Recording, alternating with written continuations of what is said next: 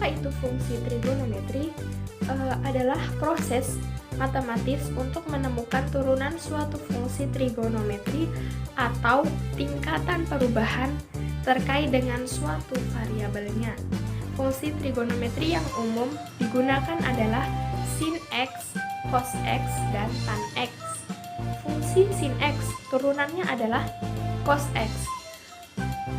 Fungsi cos X turunannya adalah min sin X, dan fungsi tan X turunannya adalah sekan kuadrat X. Berikutnya adalah apa itu nilai maksimum, minimum, dan titik belok dalam fungsi trigonometri? Dalam menentukan nilai maksimum dan nilai minimum, perlu diketahui mengenai nilai stasioner. Titik stasioner dapat dinyatakan sebagai berikut. Titik di mana fungsi berhenti, naik atau turun yang membuat turunan fungsi pertama sama dengan 0. Dari titik stasioner barulah kita dapat menentukan titik maksimum, minimum, dan titik belok. Nilai fungsi dikatakan maksimum jika nilai dari fungsi tersebut paling besar. Sebaliknya, nilai suatu fungsi dikatakan minimum jika nilai dari fungsi tersebut paling kecil pada sebuah selang atau interval yang tertutup. Sementara itu, sebuah titik dikatakan dengan titik belok jika sebelah kiri titik tersebut cekung ke atas, sedangkan sebelah kanannya cekung ke bawah, dan sebaliknya. Jenis-jenis dari titik stasioner yang sudah kita temukan dan dapat diselidiki dari naik turunnya grafik fungsi berikut.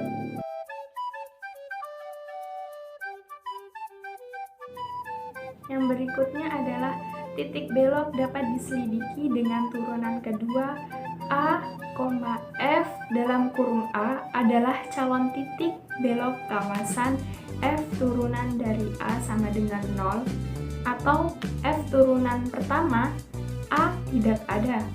Hal yang perlu diperhatikan untuk memastikan bahwa titik A, F dalam kurung A adalah titik belok, yaitu yang pertama, F turunan kedua dari A adalah 0. F turunan kedua dari X kurang dari 0 untuk X kurang dari A, dan F turunan kedua X lebih dari 0 adalah X lebih dari 0. Atau F turunan kedua X lebih dari 0 untuk X kurang dari A, dan F turunan kedua X kurang dari 0 untuk X lebih dari 0. Kita masuk pada subbab materi yang ketiga, yakni contoh soal. Jadi akan ada pembahasan soal terkait materi nilai maksimum, minimum, dan titik belok. Perhatikan soal berikut.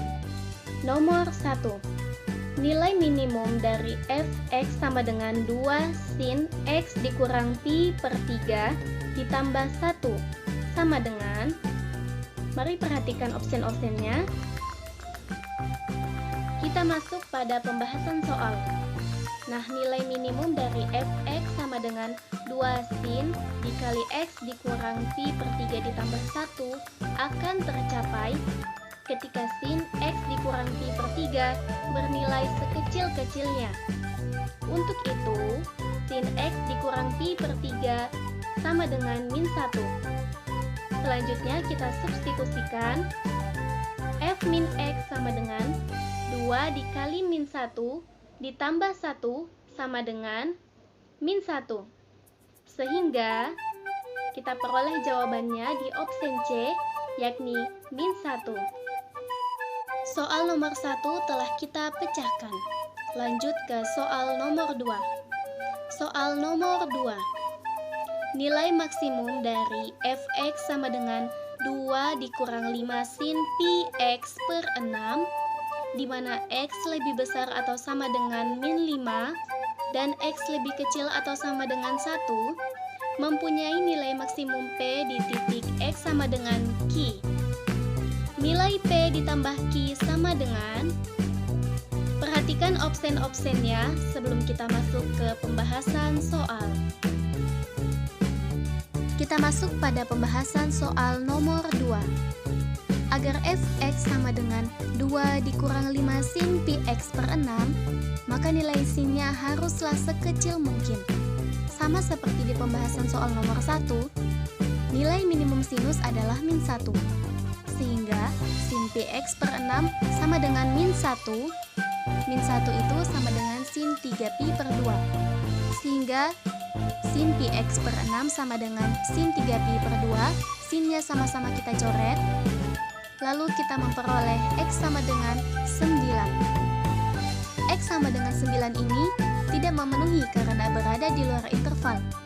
Ingat di contoh soal tadi, X haruslah lebih besar atau sama dengan min 5 dan lebih kecil atau sama dengan 1. Sehingga di kasus lain, sin px per 6 sama dengan min 1. Min 1 bisa saja min sin pi per 2. Sehingga sin px per 6 sama dengan min sin pi per 2. Sinnya sama-sama kita coret. Px per 6 sama dengan min pi per 2. Px sama dengan min 3pi. Pi-nya sama-sama kita coret sehingga diperoleh X sama dengan min 3. X sama dengan min 3 memenuhi interval yang diberikan. Sehingga min 3 sama dengan Q. Selanjutnya nilai maksimum fx kita substitusikan. F min 3 sama dengan 2 dikurang 5 sin pi per min 3 sama dengan 2 dikurang 5 kali min 1 sama dengan 7. Jadi nilai P ditambah Q sama dengan 7 ditambah min 3 sama dengan 4. Kita memperoleh jawabannya di opsen D, yakni 4. Soal nomor 2 telah kita pecahkan. Lanjut ke soal nomor 3. Titik belok fungsi Y sama dengan sin X ditambah cos X pada interval 0,180 adalah. Kita masuk pada pembahasannya. Untuk titik belok, dy per dx sama dengan 0. dy per dx sama saja dengan cos X dikurang sin X sama dengan 0. Kita pindahkan cos X sama dengan sin X. Sehingga nilai X yang memenuhi adalah X sama dengan 45 derajat. Di mana sin 45 derajat sama saja dengan cos 45 derajat. Selanjutnya, Y sama dengan sin 45 derajat ditambah cos 45 derajat, yakni setengah akar 2 ditambah setengah akar 2 sama dengan akar 2. Sehingga koordinatnya adalah 45 derajat, akar 2. 45 derajat itu sama saja dengan pi per 4. Sehingga kita peroleh titik beloknya adalah pi per 4, akar 2. Kita masuk pada subbab materi keempat, yakni latihan soal. Latihan soal berisi uji kemampuan diri untuk mengetes kemampuan materi yang telah diberikan. Latihan soal. Nomor 1. Tentukan periode, nilai maksimum, dan nilai minimum fungsi trigonometri berikut. A. Fx sama dengan 2 sin 3x. B. Fx sama dengan min 3 cos 2x. C. Fx sama dengan 4 tan sepertiga x. Kita langsung ke pembahasannya ya. Nomor 1. Jawaban A. Bentuk umum fungsi sinus tersebut adalah fx sama dengan a sin kx. Oleh karena fungsi fx sama dengan 2 sin 3x, maka a sama dengan 2 dan k sama dengan 3. Perhatikan cara memperoleh periode, nilai maksimum, dan nilai minimumnya. Periode sama dengan 360 derajat dibagi k. 360 derajat dibagi 3 sama dengan 120 derajat. Selanjutnya, nilai maksimum dari sinus adalah A. Jadi A-nya sama dengan 2. Sementara nilai minimumnya sama dengan min A. Sehingga nilai minimumnya adalah min 2. Bagaimana? Sudah paham bukan? Kita lanjut ke jawaban yang B. Nah, bentuk umum fungsi kosinus adalah fx sama dengan A dikali cos kx. Oleh karena fungsinya fx sama dengan min 3 cos 2x, maka A sama dengan min 3 dan K sama dengan 2. Selanjutnya, kita peroleh periodenya sama dengan 360 derajat dibagi K. 360 derajat dibagi 2 sama dengan 180 derajat. Cara memperoleh periode antara sinus dan kosinus tetap sama. Sementara nilai maksimumnya sama dengan min A. Min A berarti min dikali min 3 sama dengan 3. Sementara nilai minimumnya merupakan kebalikan dari nilai maksimum, yakni A. A-nya sama dengan min 3. Kita masuk pada jawaban C. Nah, bentuk umum fungsi tangen adalah fx sama dengan A dikali tan kx. Oleh karena fungsi fx sama dengan 4 tan sepertiga x, maka A-nya 4 dan K-nya sama dengan sepertiga. Perhatikan cara memperoleh periode pada fungsi tangen. Periode sama dengan 180 derajat dibagi K. Periode sama dengan 180 derajat dibagi sepertiga, sehingga kita peroleh periodenya sama dengan 540 derajat. Nilai maksimumnya adalah tak terhingga dan nilai minimumnya adalah minus tak terhingga. Catatan, fungsi tangen itu tidak memiliki amplitudo, sehingga nilai maksimum dan minimumnya juga tak hingga atau negatif tak hingga. Bagaimana? Sudah dipahami bukan? Kita kembali lagi pada latihan soal.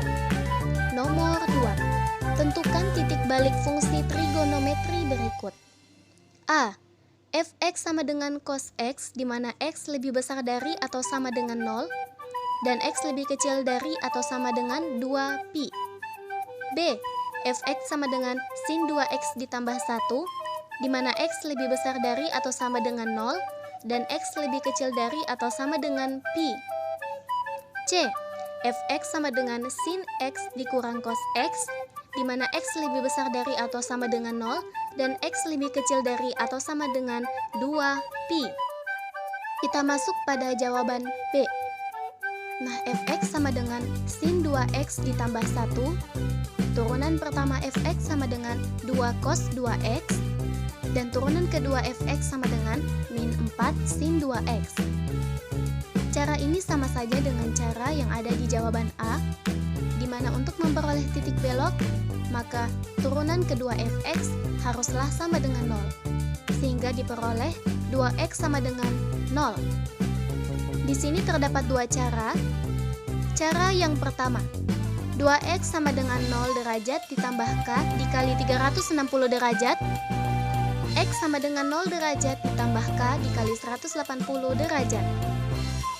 Jika k sama dengan 0, maka x sama dengan 0.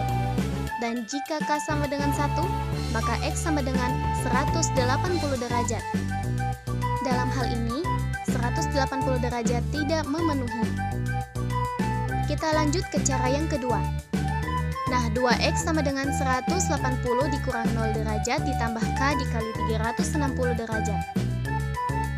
X sama dengan 90 derajat ditambah K dikali 360 derajat. Jika K sama dengan 0, maka X sama dengan 90 derajat. Dan jika K sama dengan 1, maka X sama dengan 270 derajat. Dalam hal ini 270 derajat tidak memenuhi, sehingga X sama dengan 0 dan Y sama dengan 1. X sama dengan 90 derajat dan Y sama dengan 1. Sehingga kita memperoleh titik beloknya adalah pi per 2,1 dan 0,1. Kita masuk pada jawaban C. Fx sama dengan sin x dikurang cos x. Turunan pertama fx sama dengan cos x ditambah sin x. Turunan kedua dari fx sama dengan min sin x ditambah cos x. Sama seperti jawaban sebelumnya, untuk memperoleh titik belok, maka turunan kedua fx haruslah sama dengan 0. Sehingga diperoleh sin x sama dengan sin 90 dikurang 0 atau cos X sama dengan cos 90 dikurang 0. X sama dengan 90 dikurang X, 2X sama dengan 90 derajat. Di sini kita menggunakan dua cara juga. Jadi 2X sama dengan 90 derajat ditambah K dikali 360 derajat. X sama dengan 45 ditambah K dikali 180. Jika K sama dengan 0, maka X sama dengan 45 derajat. Dan jika K sama dengan 1, maka X sama dengan 225 derajat. Kita masuk pada cara yang kedua, yakni 2X sama dengan 180 dikurang A ditambah K dikali 360 derajat. 2X sama dengan 90 derajat ditambah K dikali 360 derajat. Jadi kita bisa perhatikan selanjutnya akan sama saja dengan cara yang pertama. Sehingga X sama dengan 45 derajat, maka Y sama dengan setengah akar 2 dikurang setengah akar 2 sama dengan 0. X 225 derajat, maka Y-nya sama dengan min setengah akar 2 dikurang min setengah akar 2 sama dengan 0. Sehingga kita peroleh titik beloknya, yakni pi per 4,0 dan 5pi per 4,0.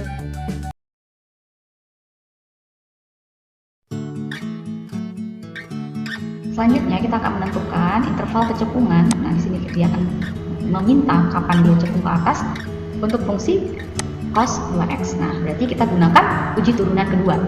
Kita peroleh turunan pertamanya adalah turunan dari sudut titik 2, turunan dari cos 2x itu adalah min sin 2x. Maka kita peroleh f aksen x-nya adalah min 2 sin 2x. Selanjutnya turunan keduanya adalah, nah sudutnya itu adalah 2 dikali min 2 itu adalah min 4. Lalu turunan dari sin 2x itu adalah cos 2x. Nah, kita akan cari di mana titik dia berubah kecepungan. Berarti ketika f double aksennya sama dengan 0. Sehingga kita peroleh min 4 cos 2x ini sama dengan 0. Kalau jika dibagi minus 4 cos 2x sama dengan 0. Kapan cosnya itu 0? Itu jika bernilai cosnya 90. Jadi akan ada dua kemungkinan.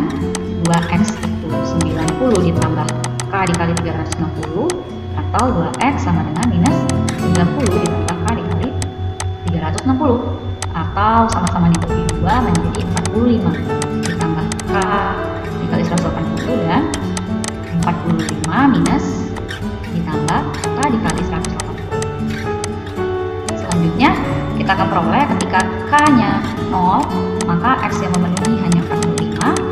Ketika k-nya 1, x yang memenuhi adalah 135 dan 225.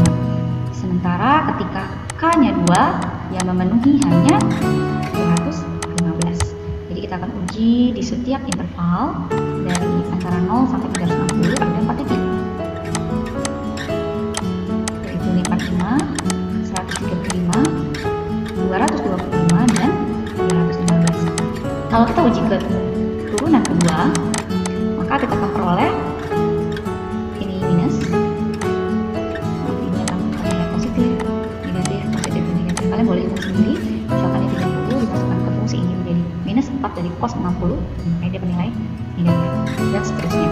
Sehingga dia akan cekung ke atas ketika intervalnya itu adalah yang positif yang kita ambil ya.